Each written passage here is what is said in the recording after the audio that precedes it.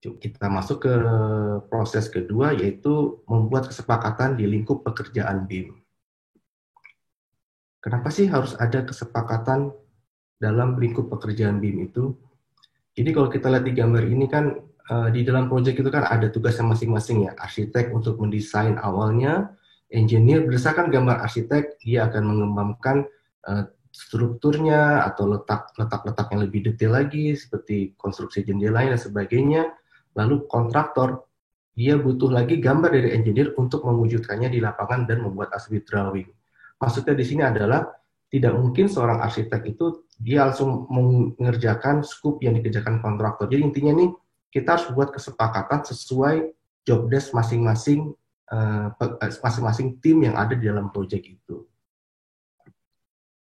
Lalu kenapa membuat kesepakatan BIM itu menjadi sebuah tantangan? Jadi kadang-kadang itu akibat tadi itu kan, jadi kalau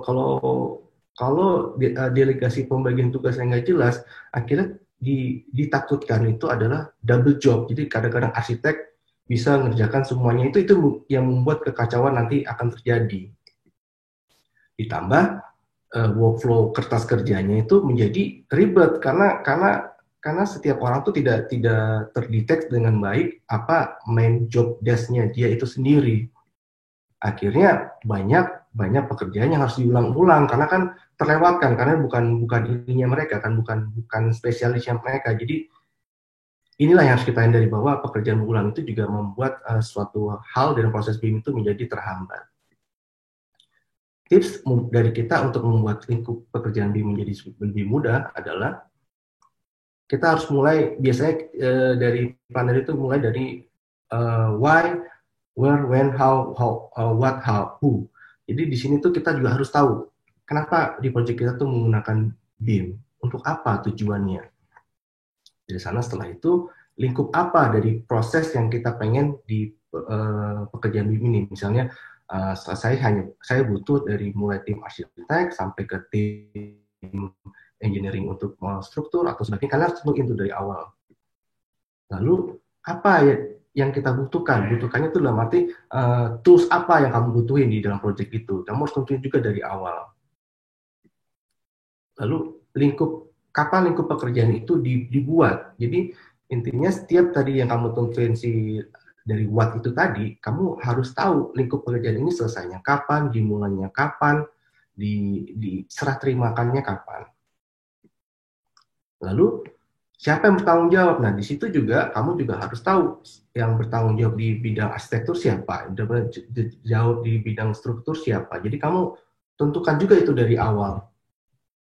Ditambah, itu tadi baik di mana kita harus mulai. Jadi emang ini pekerjaan yang komprehensif yang cukup banyak dikerjakan dalam sistem matriks. Coba kita jelaskan lagi. Jadi apa itu why? Why itu tadi kan tujuan penggunaan BIM. Nah, di sini saya coba dijelaskan di penggunaan BIM ini adalah dia coba memisahkan antara penggunaan BIM untuk struktur, untuk MMP koordinasi MMP, dan untuk penyerahan aset kepada klien. Di sini di setiap sub yang tadi kita tentukan, kita detailkan lagi nih apa yang kita ingin bikin modelingnya. Pertama kita bikin di contoh seperti ini adalah bikin dinding, fondasi baja, tangga, dan sistem pendingin atau AC-nya. Jadi kita tentuin juga tuh di awal. Nah, setelah itu, seberapa banyak kamu butuhin parameter untuk setiap target yang kamu inginkan. Jadi kan setiap kamu pengen struktur estimate tuh jadi sekitar tanggal ini, apa saja kamu pengen hasilkan, gini-gini. Untuk MEP apa aja yang kamu mau hasilkan, gini-gini. Jadi di sini tuh dijelaskan, dimungkinkan juga untuk kalian untuk menyusun itu sehingga semakin jelas penugasan kepada tim yang akan mengerjakan ini. Nah, sampai kepada detail juga kalian per modeling itu kalian mau diberikan apa saja di dalamnya itu gitu loh. Jadi bisa kalian masukkan kebutuhan itu, geometrinya, dokumentasi lainnya seperti entah price list-nya, garansinya, kode barang, dan sebagainya yang akan nanti diisi oleh tim kamu, sampai kepada siapapun yang update di sini ketahuan. Jadi semua itu serba update, jadi tidak ada Tidak ada yang tidak ketahuan bahwa oh saya sudah update, padahal sebenarnya pada intinya tuh belum ketahuan update-nya di mana gitu loh.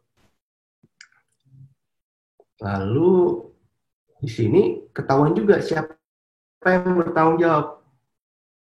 Di MMP coordination yang membuat tadi itu di modeling untuk sampai ke MMP itu siapa detailnya? Oh, bagian struktur. Dan tadi itu yang untuk structural estimate saja yang membuat modeling wall foundation siapa? Oh, bagian arsitektur. Jadi intinya ketahuan nih siapa yang mengerjakan dan siapa pada akhirnya serah terimaannya ke siapa. Jadi di sini proses ketika arsitek setelah selesai memodeling, dia akan menyerahkan pada struktur untuk dibuat MMP coordination. Di sini yang tadi saya bilang penunjukan dan proses serah terimanya.